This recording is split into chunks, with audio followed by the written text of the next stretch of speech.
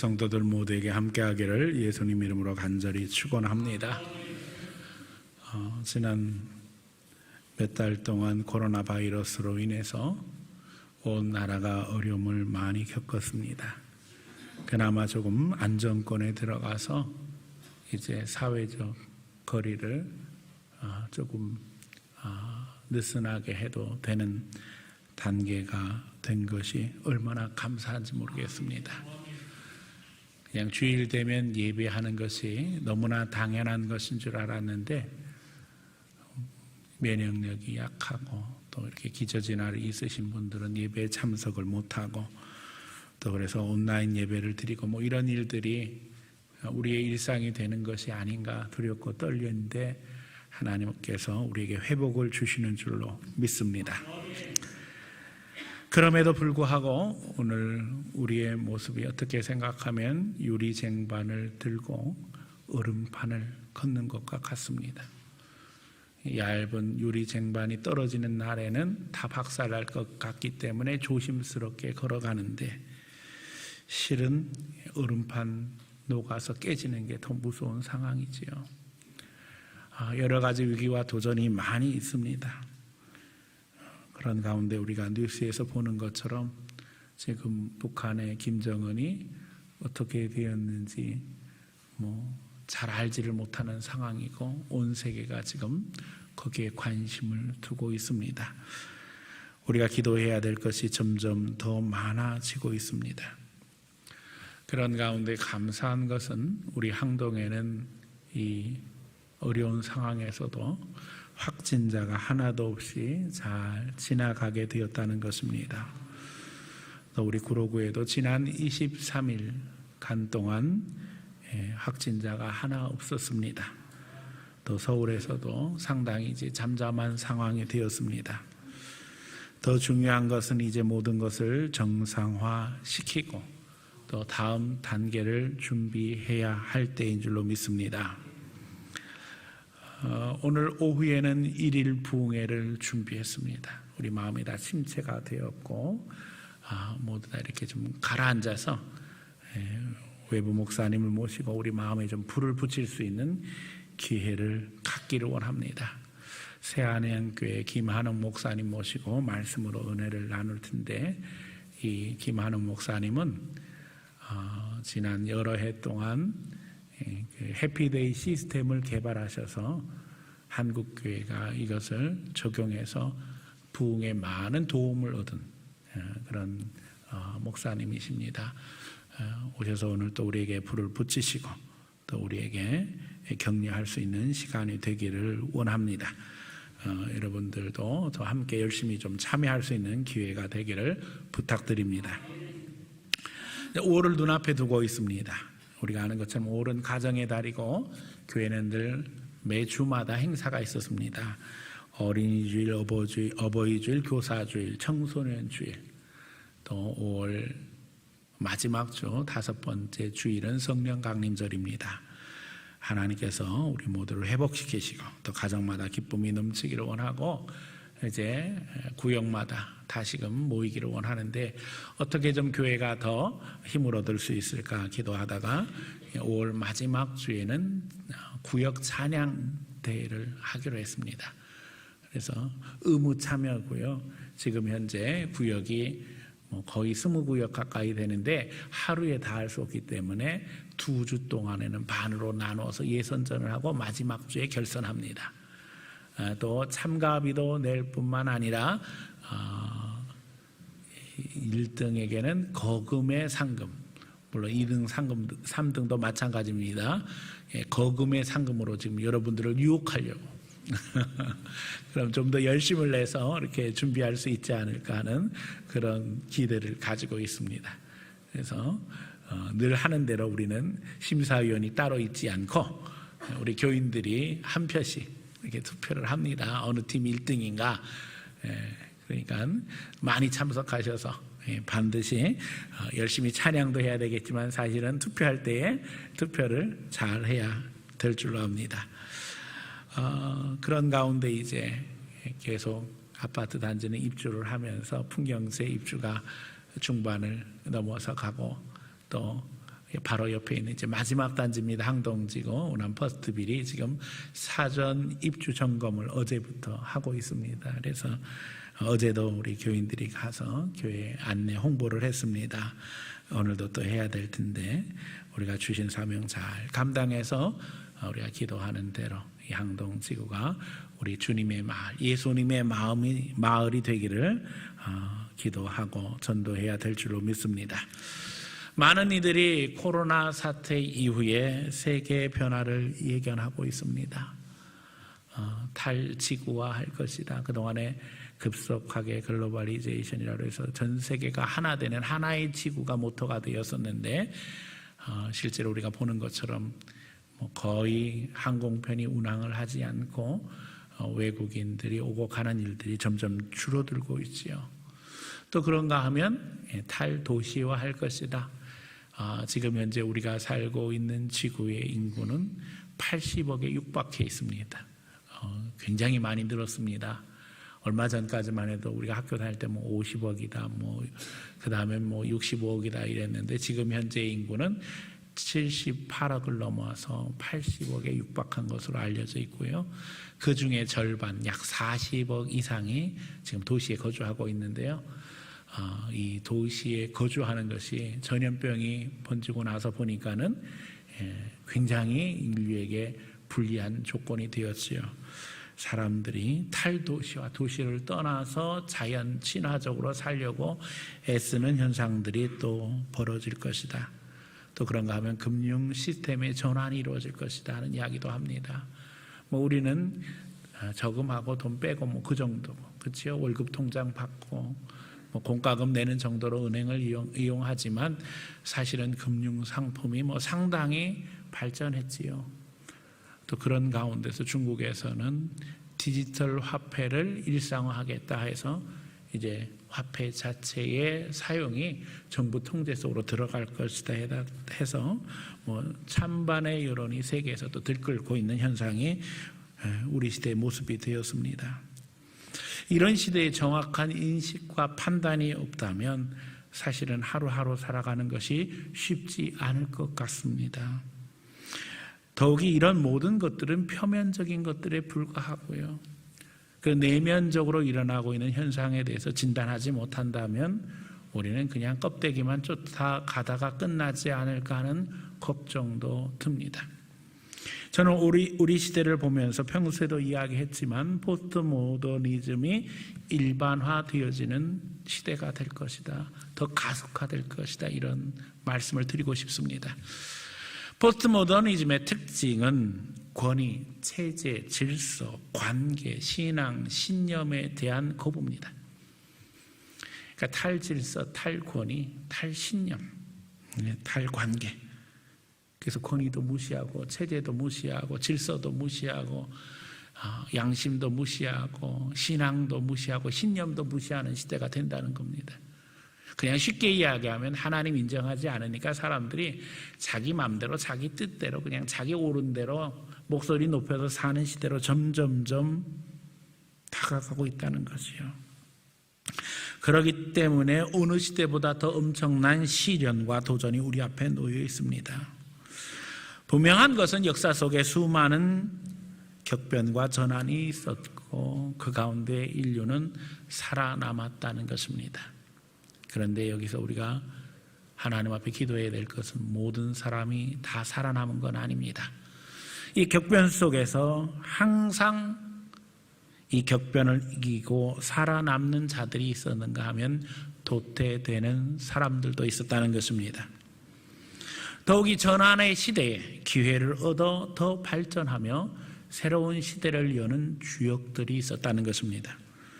저는 불변하는 하나님의 말씀 속에서 이 격변의 시대에 우리가 지혜를 얻고 또 성령의 인도하심 받으며 믿음의 역사를 이루기를 소원해서 오늘 말씀 증거하려고 합니다.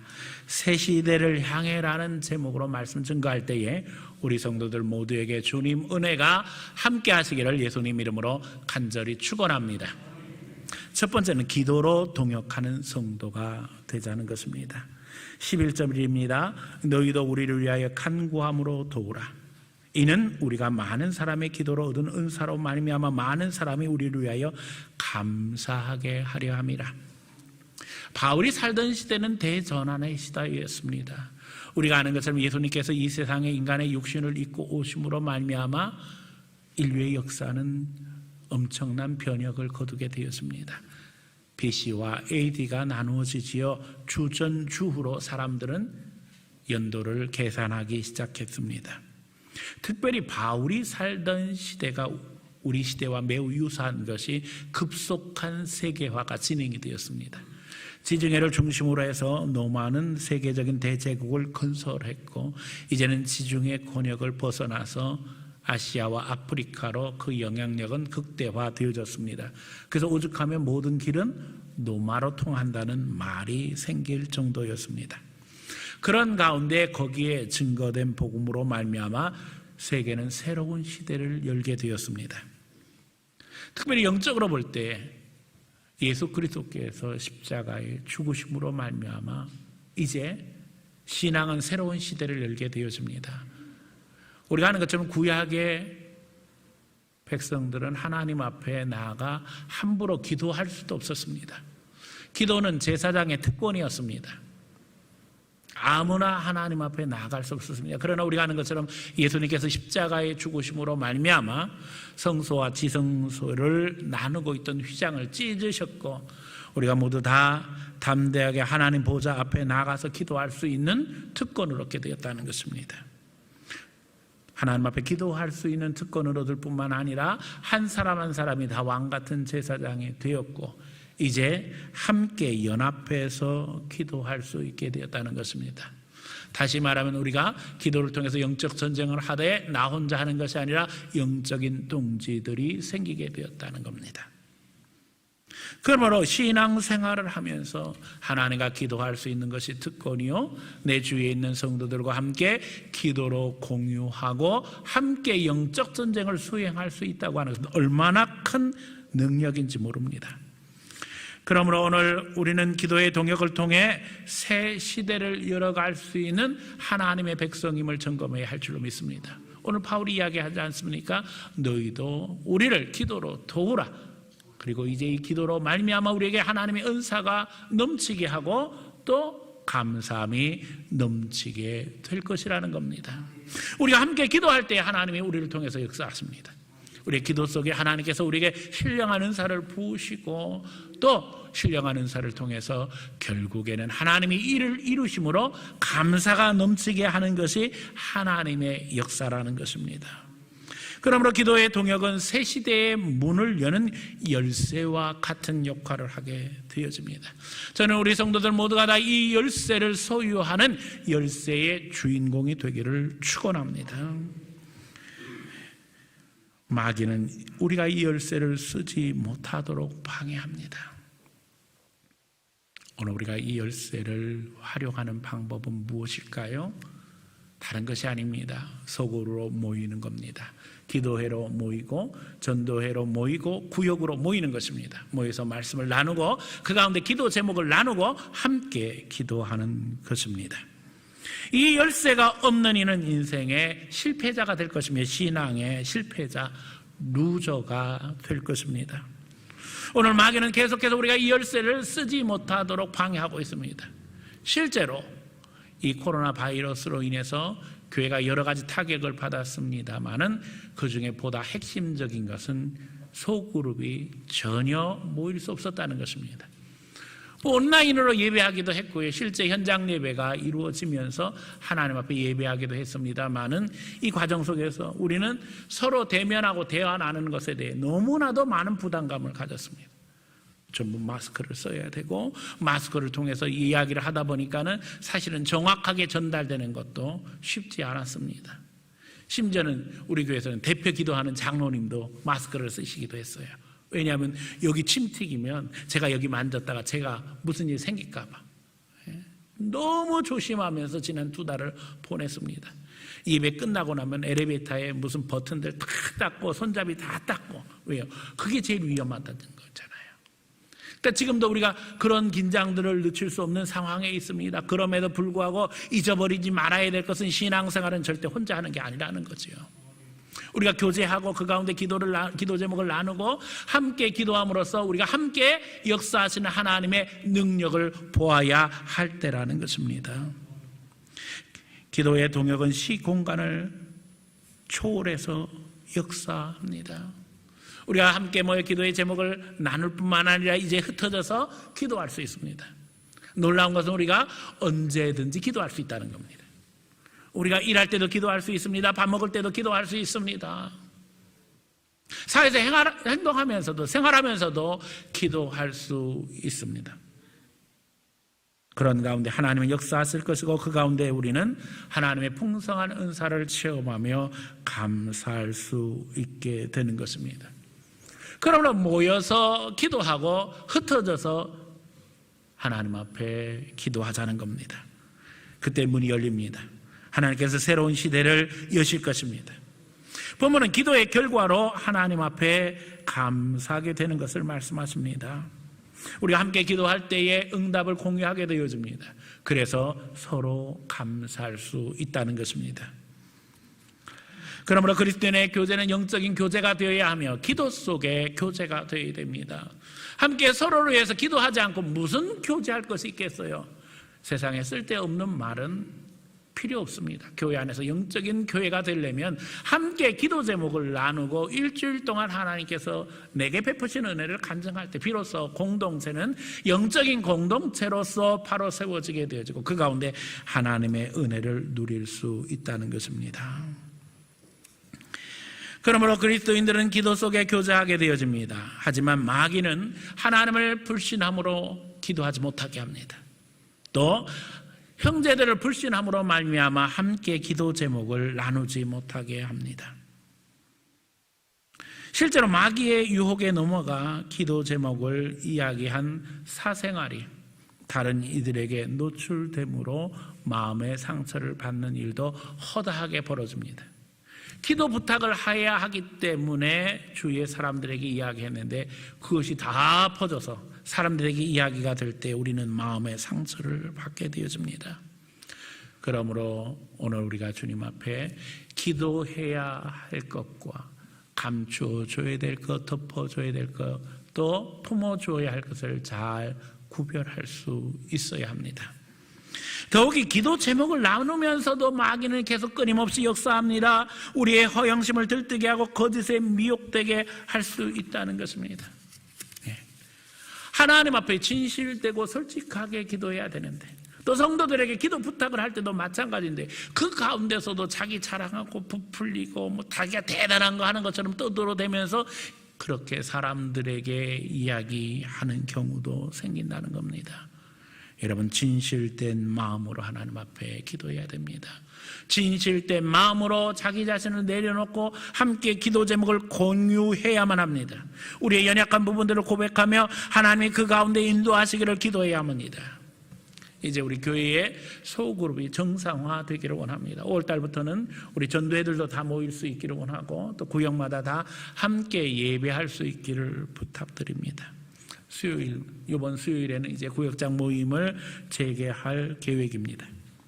우리가 함께 기도하고 인도하심 받으며 이제는 영적인 연대를 회복하고 이제 하나님이 주신 무기를 들고 세상에 나가 주님의 역사를 이루는 귀한 성도들이 다 되어지기를 예수님 이름으로 간절히 축원합니다. 두 번째는 하나님의 은혜로 행하자는 것입니다.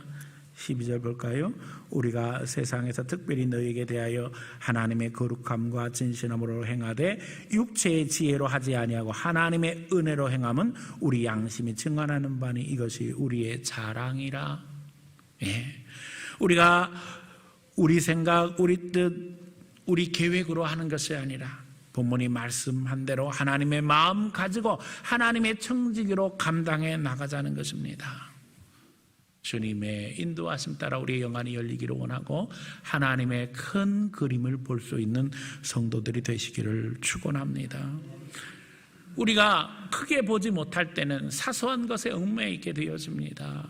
그래서 당장의 손해와 이익에 대해 너무나도 민감하게 되어집니다. 그러나 여러분, 우리가 살아온 길을 생각해 볼 때 하나님은 엎어진 곳에서 쉬어가게 하십니다. 그리고 그 가운데서 우리가 회복되게 하시는 하나님이십니다.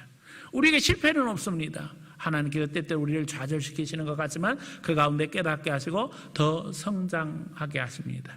이보 전진을 위한 일보 후퇴만 있을 뿐입니다. 오늘 우리가 주님 앞에 내 기준, 내 생각, 내 방식을 내려놓고 이제는 하나님의 인도하심 받으며 하나님의 은혜로 우리 심령이 채워지기를 기도해야 될 것입니다. 그래서 본문이 이야기합니다. 거룩함과 진실함이 필요하다는 것입니다. 특별히 너희에 대하여 하나님의 거룩함과 진실함으로 행하되. 오늘 우리가 주님 안에 늘 항상 하나님의 은혜를 바라보며 그 은혜가 우리 가운데 임하기를 소원하며 이제는 거룩함과 진실함을 실천하는 사람이 되도록 늘 기도해야 할 때입니다. 시대를 초월한 진리는 하나님은 거룩하려고 애쓰는 자와 진실된 자를 통해 역사하신다는 것입니다. 그 결과는 너무나도 분명합니다. 서로의 자랑이 되게 하신다는 겁니다. 우리가 서로 하나님의 은혜로 행할 때에 서로 자랑할 수 있는 관계가 된다는 겁니다. 우리가 어떤 상황에서 자랑할 수 있습니까? 사실 이 자랑에는 두 가지 비밀이 숨겨져 있습니다. 첫 번째는 주관성이고 두 번째는 객관성입니다. 자랑할 때 여러분, 나와 관련이 있기 때문에 자랑하는 것입니다. 이게 주관성입니다. 내 자식, 내 소유, 나와 관계 있을 때 자랑이 되어집니다. 남의 집 자식, 나하고 상관없는 거 자랑합니까? 그렇지 않지요. 이게 주관성입니다. 그런데 여기엔 객관성도 있습니다. 무엇입니까? 다른 사람이 볼 때 그럴듯해야지 자랑할 수 있지 않습니까? 여러분, 나와 관계 있는 것들이 그럴듯하게 되어질 때 우리는 자랑할 뿐만 아니라 자랑하기 이전에 스스로 만족하며 행복하게 되어지죠. 그리고 그 가운데 감사하게 되어집니다. 진실함과 거룩함 속에 하나님의 은혜가 부어지기 때문에 가능한 일입니다. 거룩하고 진실하지 않으면 하나님의 은혜는 절대 부어지지 않습니다. 오히려 거기엔 심판만 있게 되어지고 마귀 역사만 있게 되어지고 그래서 혼란스럽고 그래서 실패하게 되고 그래서 낙심하게 되고 그래서 두려워하게 되는 것입니다. 오늘 주님의 은혜를 기대하되 우리는 진실함과 거룩함으로 행하고 그 가운데 하나님의 은혜가 부어지기를 갈망하면서 하나님께서 우리 가운데 역사하실 걸 바라보며 믿음으로 전진해야 될 줄로 믿습니다. 많은 사람들이 인생을 살아가면서 실패하는 이유는 내 방법으로 해서 내 자랑을 만들려고 애쓰기 때문입니다. 사업을 하면서도 마찬가지입니다. 가족을 경영하면서 마찬가지입니다. 자식을 키우면서도 마찬가지입니다. 내 방법으로 해보려고 합니다. 그러면서 아이러니하게도 하나님이 책임져 주시기를 원하지요. 앞뒤가 안 맞는 얘기예요. 하나님의 방법으로 하시기 바랍니다. 그러면 하나님께서 책임져 주십니다. 이게 하나님의 계획입니다. 자녀를 키우면서 사업을 하면서 우리는 늘 항상 하나님 앞에 우리의 한계가 분명한 것을 고백해야만 합니다. 하나님이 우리를 책임져 주시기를 내 생각, 내 판단을 내려놓는 방법을 배우시기 바랍니다. 심판자는 하나님이십니다. 기다리며 행동하시기 바랍니다. 참고 인내할 때 반드시 하나님께서 열매 맺게 하실 것입니다. 그러므로 새로운 시대 우리가 잊어버리지 말아야 될 것은 영적 연대와 함께 하나님의 은혜가 부어지기를 갈망해야 하며 그 가운데 우리가 진실함과 거룩함, 하나님이 원하시는 것을 추구해야지만 새 시대가 열린다는 것 기억하는 가운데 하나님의 방법으로 승부를 걸 수 있는 성도들 되시기를 축원합니다. 세 번째는 성령을 인정하는 것입니다. 오늘 본문은 이야기합니다. 그리스도는 우리에게 예만 된다는 것입니다. 하나님은 우리의 삶을 긍정적인 것으로 바꾸어 나갔습니다. 보증으로 우리에게 성령님을 주셨습니다. 성령님 우리에게 오셔서 무슨 일을 하십니까? 하나님을 아버지로 부르게 하시고 예수 그리스도를 주로 고백하게 하십니다. 결국 그것은 무슨 얘기입니까? 우리의 삶이 아버지께서 책임져 주시는 삶이 되었다는 것입니다. 우리의 삶이 예수 그리스도의 보혈이 부어짐으로 말미암아 그 가운데 하나님께서 책임져 주시는 삶이 되었다는 것입니다.